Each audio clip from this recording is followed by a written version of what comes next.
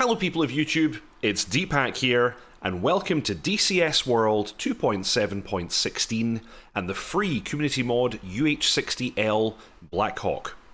This is version 1.3.1 of the mod, and much like the A4, this has an external flight model, one of the few community mods to do so. We're here on the South Atlantic map once again. I decided to start off on this little farmer's field, which seems to have some kind of grass runway set up on it, which is pretty cool. And we're going to do pretty much as we did in the previous community module videos. I'm going to start the helicopter up, we're going to take off, do a bit of a flight, and during that flight I will demonstrate some of the functionalities of this helicopter. Now I've got the external pylons fitted to the helicopter right now. They're only capable of carrying fuel tanks, but still pretty cool. The interior can be switched out for cargo or different seating arrangements. I've currently got seats enabled. Don't currently have door gunners, but the door gunner positions are present, and you can actually occupy them as well, which is pretty cool.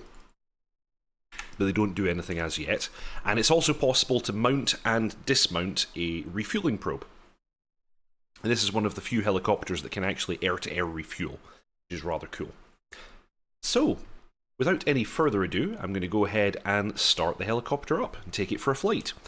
This community mod also comes with a checklist in the kneeboard, which I think is absolutely brilliant. All modules, whether they're community or payware, in my opinion, should come with this. Makes it much easier to get into and start using the aircraft. So, let's follow the checklist exactly as it is here. Generator number 1 and 2 to on.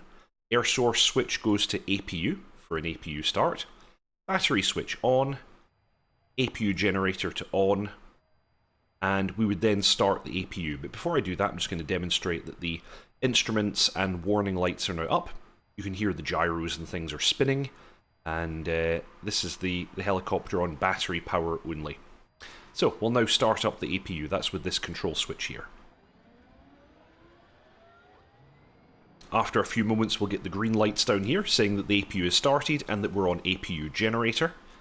And a number of our systems and instruments have now booted up. So with that, we're supposed to check to make sure the AHRS is aligning.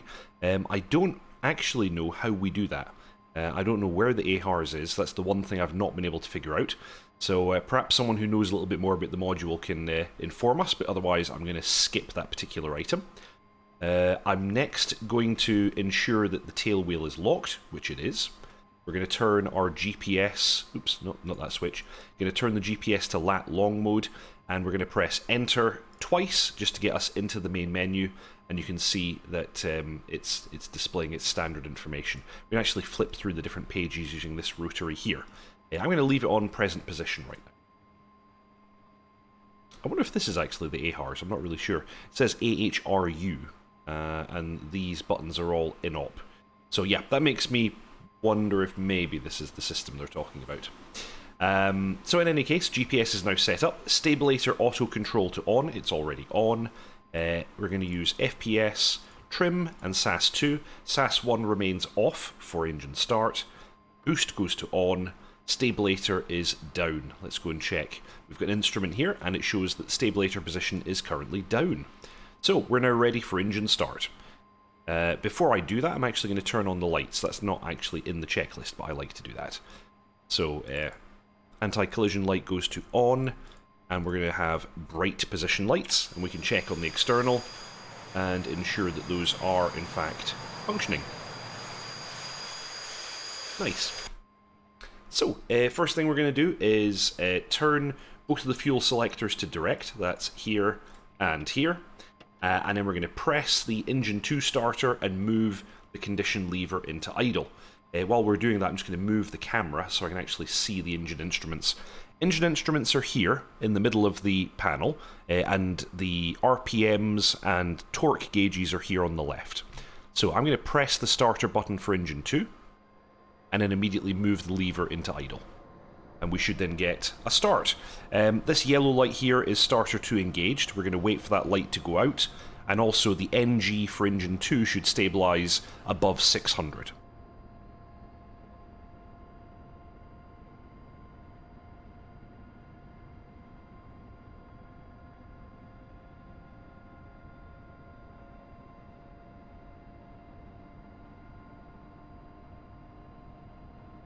Shouldn't be too much longer. It's coming up.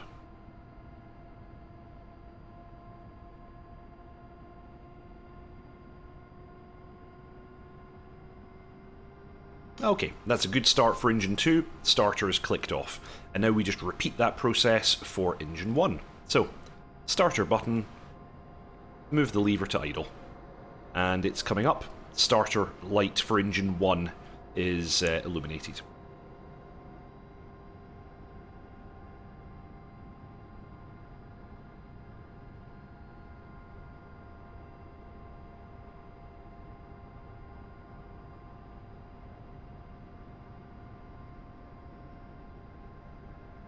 Almost there, coming up.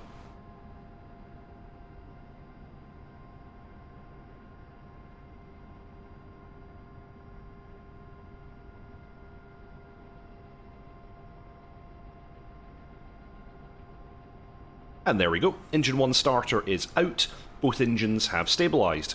So at this point we're going to move the condition levers full forwards. And that gets the engines ready for flight, and we should also observe that the RPM gauge for the rotor and the left and right engines come up into the green zone. The warning lights about rotor RPM and engine RPM are now extinguished. So that's a good start, torque is stable, MCP and cautions are checked. Next we're going to turn on our systems, so RWR, I think that's here, comes to on, AHARS to slave, I don't know how to do that. Radios as required. I'm going to turn on my UHF radio. I'm going to turn on my VHF radio. We're going to turn on the ADF, which is up here. We're going to turn on the VOR. SAS1 can now go on, just like that. Helmet mounted sight as required. I'll turn that on in a moment actually. We're now going to shut down the APU. It's no longer required. You can hear that spinning down, and the green lights have gone out on the warning panel. Doors are all closed. Parking brake is released. Tail wheel lock is required. Wheel brakes we will test. Let's just make sure they're working. Yep, those are working normally. Brilliant. So at this stage, everything is ready to go, and I'll go ahead and turn on the pilot's sight. Here we go. Helmet mounted display, I guess, is the correct term. Let's see if I can get myself a kind of sensible seating position. Cool, alright, let's get rid of the kneeboard there, and let's pick up and see what this thing's like to fly. With all the stability augmentation, it should be a fairly easy helicopter to fly, so let's see what it's like. Bringing up the collective now. Especially with the helmet-mounted sight, it's very, very easy to tell what it is you're doing. We've got a nice radar altimeter there. It has the kind of bar style of altitude readout as well, a bit like the Apache does. So, let's keep it at low level and make our way out over this little village here. This is one of the inlets on Western Falklands. So let's buzz about a little, hopefully without hitting that windmill. Sounds are quite nice. Helicopter's pretty easy to fly. I'm going to keep it low for now, but in a little bit I'll do some higher altitude flying, and I'll also see if I can get the VOR and the ADF to work, because that could be a bit of fun.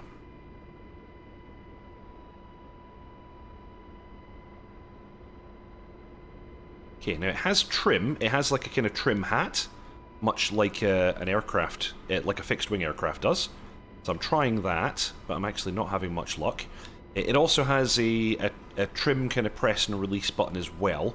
I don't know how well that's modelled. I'm trying that out now as well. That's it released. Oh, actually that works. Okay, so yeah. The push and release style of helicopter trim is working nicely. The trim hat I actually can't seem to make work.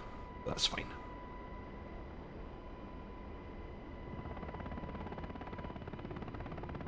Bring it along here. And now I'm going to increase collective. Let's see if we can gain some altitude here, get over the hills. And I'll then see if I can pick up a VOR signal.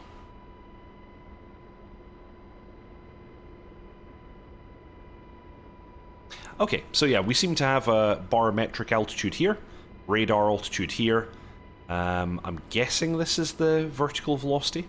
Yeah, that looks about right. We've got airspeed, ground speed. I'm guessing these are the torques. Yep, left and right torques. So there's a lot of pretty useful information right there in the helmet-mounted sight. It's nice. I would imagine with the GPS system you can load waypoints and follow them, but I haven't created any for this particular mission. Okay, I'm going to roll it out here, and I'm going to leave it basically going straight and level and climbing. Get some altitude here, and then, oh, there we go, the radar altimeters clicked off, we're nice and high. And now I'm going to go heads down for a moment and see if I can set the ADF. So, if we take a little look over here, Mount Pleasance, we've got a VOR on 11470. Let's see if we can program that and see if it actually works. So, here we go, nav radio 114.7. There we go, okay, we're getting something. I hear static. I guess I can set that to VOR. There we go. Actually, that's working. We got a needle. That's really cool. Right. So the VOR does seem to work. Excellent. Let's check the ADF as well. We've got an ADF on 380. And that should be pretty much the same location. So, where's the ADF? ADF's over here. So we want 380. That's ADF programmed as well. And what do I get if I flip this? We're not picking up the ADF. That could be realistic. Okay, I'm going to try following that now. So I've got an orange indicator there telling me how to get to that particular VOR. Let's see if we can follow that. And it looks like it's about the correct heading. So we'll bring it around. We're not getting a distance for some reason, but that could be because I've not set this up correctly. Let's see.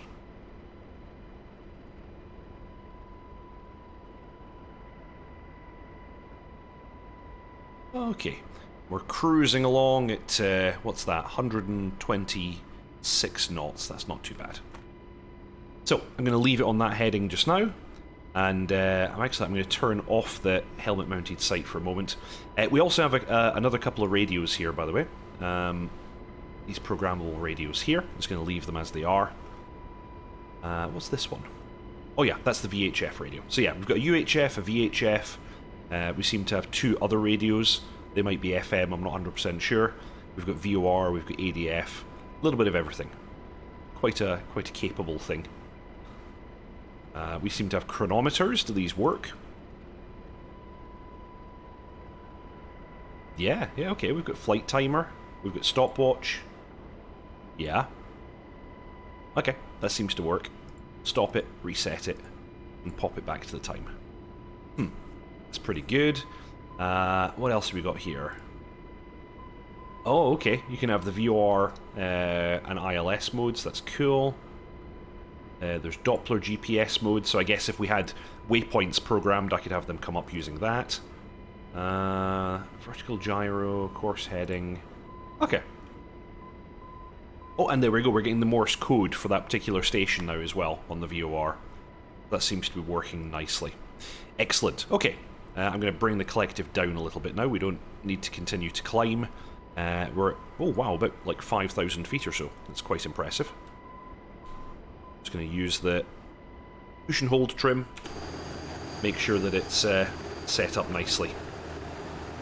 Cool, there we go. So, that's the helicopter started up, and navigational systems seem to be working nicely. You can see the stabilator, dearie me, is automatically adjusting there.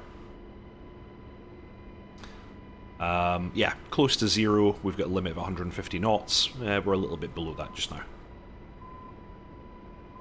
Okay, I'm going to go and see if we can land somewhere so I can demonstrate that as well. So we're going to start bringing collective down. Actually, just to make my life easier, I'll bring back on the helmet-mounted sight here.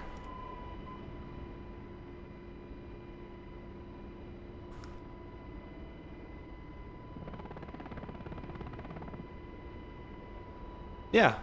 Yeah, this is pretty cool. This is pretty cool. I don't fly that many helicopters much, and of course, I've never flown a Blackhawk in real life. I don't know what it's like to fly, but my understanding is that it does have quite a high level of stability augmentation, so this is probably fairly realistic. Going pretty fast at this stage, about 160 knots, and descending rather quickly. There we go. Starting to get that back under control. And it sounds like we've lost the signal for that VOR now that we're descending.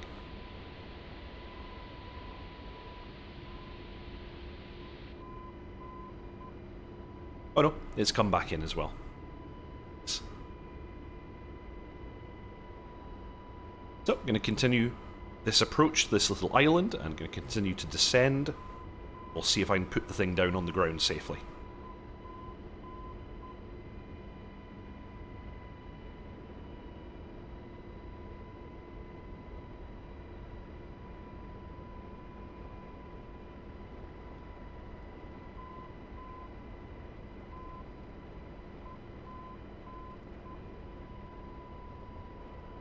Waiting for the radar altimeter to click back in. I think it'll do that at about 1,000 feet.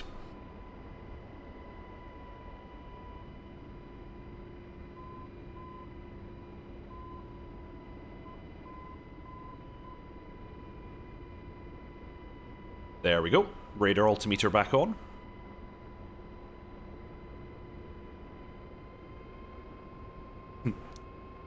I'm seeing if I can end up overspeeding the rotor. It looks like I'm just about, I'm in the red on the main rotor.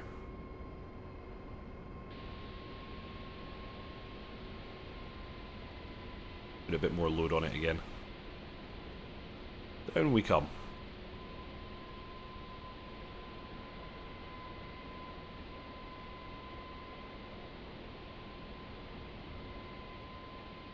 Yeah, my helicopter skills are not amazing, so let's see if I can do this without killing us all.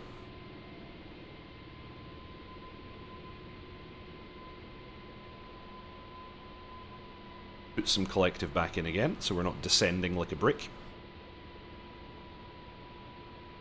Ah, there we go. Yep. We've got the altitude bar coming back up. That makes it quite easy to judge. Bring the speed back even further.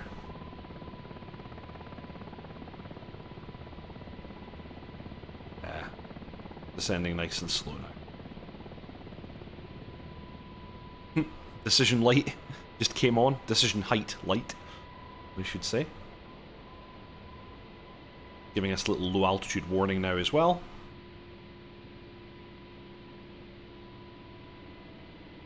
"10 knots ground speed." Should be okay to put it down like this. Or 10 feet above the ground. In ground effect, and on the deck. There we go.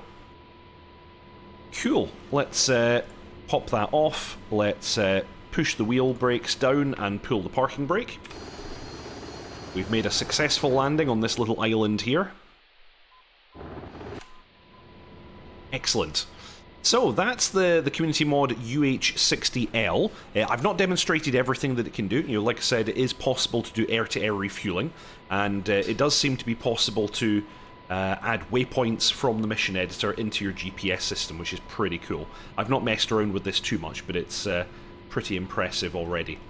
Flight model seems perfectly fine. As you would expect, it's very heavily stability augmented, so you're not kind of directly controlling it. You're pushing and holding the trim switch, making your maneuver, and then releasing, and it pretty much holds everything nice and steady for you. So, I hope you all enjoyed that. If you haven't already, please subscribe, like, and comment. It's a really big help to me and to the channel, and I'll see you all next time.